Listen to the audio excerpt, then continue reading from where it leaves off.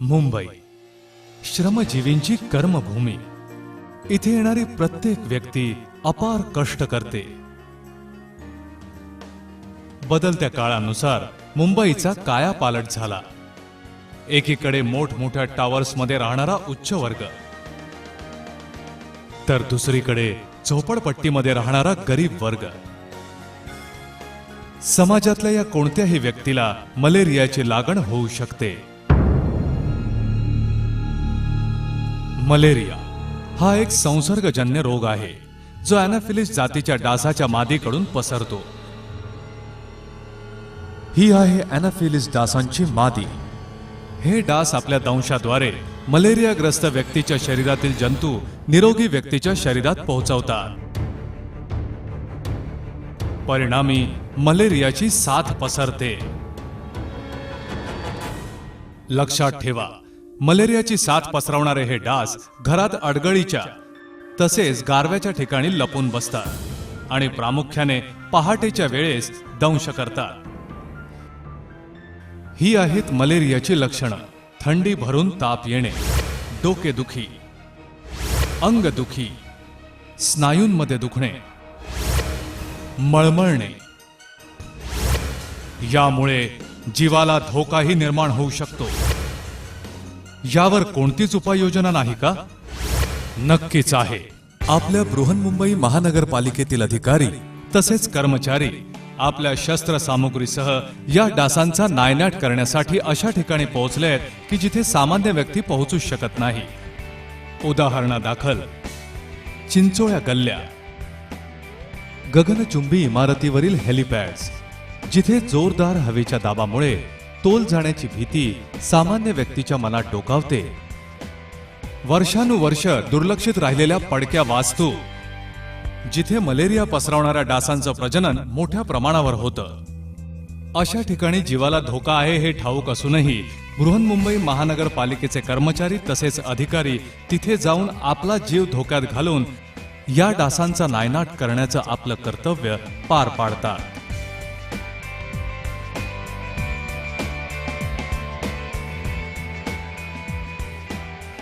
बृहन्मुंबई महानगरपालिकेचे अधिकारी व कर्मचारी मुंबई अग्निशमन दलाच्या देशातील सर्वात उंच शिडीचा स्नॉर्कलचा वापर करून अशा ठिकाणीही कीटकनाशकाचा फवारा करतात जिथे सामान्य व्यक्ती पोहोचूही शकत नाही.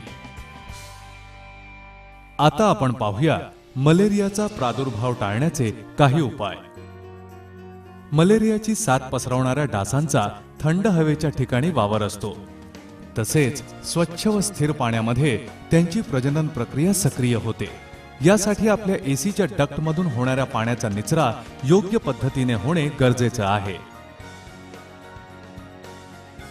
आपल्या फ्लॅटमधील गॅलरी, टेरेस तसेच संकुलाच्या आवारातील बागेमध्ये, गॅरेजमध्ये किंवा वॉचमन रूममध्ये कुठल्याही प्रकारच्या निरुपयोगी वस्तू आढळल्यास त्या तेथून तात्काळ हटवाव्यात.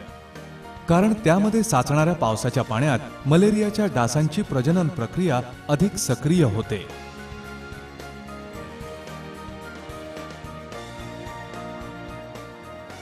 तुम्ही टॉवरमध्ये अगदी शेवटच्या मजल्यावर राहत असलात तरी असं समजू नका की इथवर मलेरियाचे डास येणार नाहीत, त्यामुळे आम्ही सुरक्षित आहोत. हा आपला केवळ भ्रम आहे.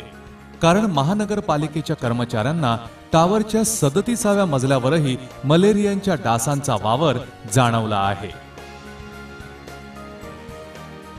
मलेरियाच्या संसर्गापासून दूर राहण्यासाठी सरळ आणि साधा उपाय म्हणाल तर रासायनिक प्रक्रिया केलेल्या मच्छरदाणीचा वापर करावा, ज्यामुळे मलेरियाच्या संसर्गजन्य डासांनाही दूर ठेवता येते आणि या रोगाची लागणही होत नाही.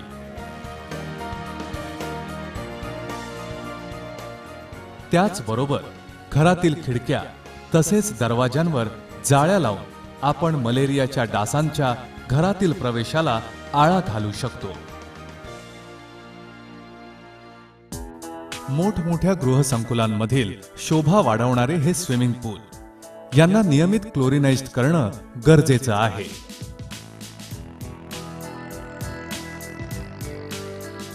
एवढंच नाही तर त्यातील पाणी नियमित बदलणं मलेरियाला आवरण्यासाठी अत्यावश्यक आहे.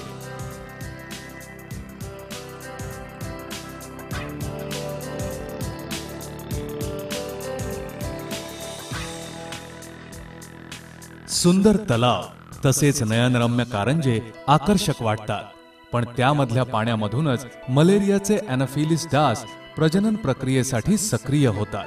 त्यामुळे या कृत्रिम तलावांमधून तसेच आकर्षक कारंजांमध्ये गप्पी जातीच्या माशांचा वावर होणे मलेरियाचा प्रादुर्भाव टाळण्यासाठी गरजेचं ठरतं. कारण गप्पी मासे मलेरियाच्या अॅनाफिलीस मादी डासांच्या अंड्यामधून उत्पन्न होणाऱ्या अळ्यांना आपला आहार बनवत असल्याने या डासांचं जीवनचक्र संपुष्टात येण्यास मदतच होते. मलेरिया नियंत्रण कार्यक्रमाअंतर्गत महानगरपालिकेच्या आरोग्य विभागाकडून हे गप्पी मासे विनामूल्य मिळू शकतात. आपलं घर सजवण्यासाठी आपण आकर्षक वस्तूंचा संग्रह तर करतो, पण यातील काही वस्तूंमुळे आपण नकळत मलेरियाच्या संसर्गाला आमंत्रण देत असतो. या शो पीसेस मधल्या ट्री ऑफ फॉर्च्यून तसेच मनी प्लांट्स, फ्लॉवर पॉट्स व इतर कुंड्यांच्या खाली ठेवलेल्या डिशेसमध्ये साचलेल्या स्थिर पाण्यामध्येच अॅनाफिलीस डासांच्या प्रजनन प्रक्रियेचं मूळ आहे. त्यामुळेच या कुंड्यांच्या डिशेस मधील व शो पीसेस मधील स्थिर पाणी वेळोवेळी बदलणं अत्यंत आवश्यक आहे.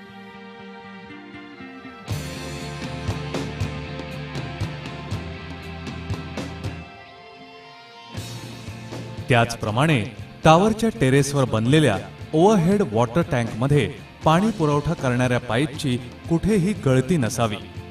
तसेच टाकीत जाणारा पाईप व टाकीचे आवरण यामध्ये कोणतेही छिद्र नसावे, कारण या छिद्रामधून मलेरियाच्या डासांनी प्रवेश केल्यास त्या वातावरणामुळे डासांची प्रजनन प्रक्रिया सक्रिय होण्यास मदत होते.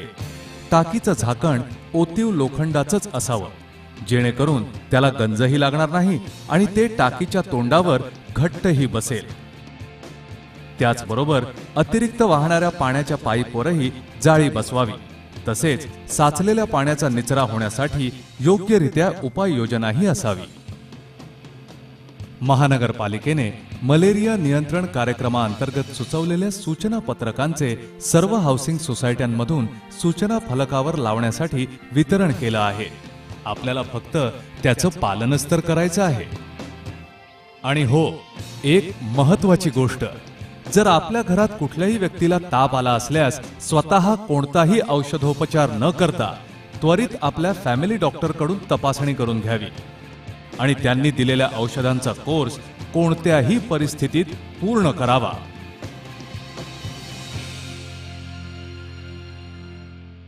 मलेरिया नियंत्रण कार्यक्रम सशक्त बनवण्यासाठी महानगरपालिकेला केंद्र सरकार तसेच राज्य सरकारकडून वेळोवेळी संयुक्त मार्गदर्शनाचाही लाभ होतो. महानगरपालिकेने आपली हेल्पलाईन 24114000 या नंबरद्वारे कार्यरत केली आहे. या नंबरवर महानगरपालिकेचे आरोग्य प्रतिनिधी सकाळी 8 वाजल्यापासून ते रात्री 8 वाजेपर्यंत आपल्या सेवेसाठी सदैव तत्पर आहेत. या निमित्ताने आपणास एवढेच सांगणे आहे की एक जबाबदार व्यक्ती म्हणून आपण आपल्या वैयक्तिक कर्तव्यांचं पालन करत मलेरिया नियंत्रण कार्यक्रमाला अंतिम ध्येयापर्यंत पोहोचवण्यासाठी महानगरपालिकेच्या कर्मचाऱ्यांना तसेच अधिकाऱ्यांना संपूर्ण सहकार्य करावे, ज्यामुळे ते आपल्याकरिता एक हसता खेळता निरोगी परिसर निर्माण करतील. राष्ट्रीय सुरक्षेच्या मुद्द्यांवर नजर ठेवीत काही प्रतिबंधित क्षेत्र, मुंबई विमानतळ तसेच नेव्ही याचबरोबर तेथील अधिकाऱ्यांनी कर्मचारी व प्रवाशांच्या सुरक्षेचा विचार करून बृहन्मुंबई महानगरपालिकेच्या मलेरिया नियंत्रण कार्यक्रमाला पूर्णतः सहकार्य केलं आहे. बृहन्मुंबई महानगरपालिकेच्या प्रयत्नांमुळे मलेरिया नियंत्रण कार्यक्रमातील नियमांचं कडेकोट पालन होत असल्याने आजच्या घडीला या प्राणघातक रोगावर बऱ्याच अंशी नियंत्रण मिळवण्यात आम्ही यशस्वी ठरलो आहोत. या मलेरिया नियंत्रणाच्या शासकीय कार्यक्रमाला आपणा सर्वांचा सक्रिय सहभाग मिळाल्यास आपण यशाचं शिखर नक्कीच गाठू यात तिळ मात्र शंका नाही. मुंबई शहरात मलेरियाचा प्रतिबंध करण्यासाठी बृहन्मुंबई महानगरपालिकेचा कीटकनाशक विभाग सर्वतोपरी प्रयत्नशील आहे. महानगरपालिकेचा सर्वेक्षण विभाग मलेरिया संसर्गित व्यक्तींना शोधून त्यांच्यावर संपूर्ण उपचार करण्यासाठी पूर्णपणे प्रयत्नशील आहे. बृहन्मुंबई महानगरपालिकेचा मलेरिया नियंत्रण कार्यक्रम शासकीय, अशासकीय तसेच सामाजिक संस्थांच्या सहकार्यामुळेच कार्यरत आहे.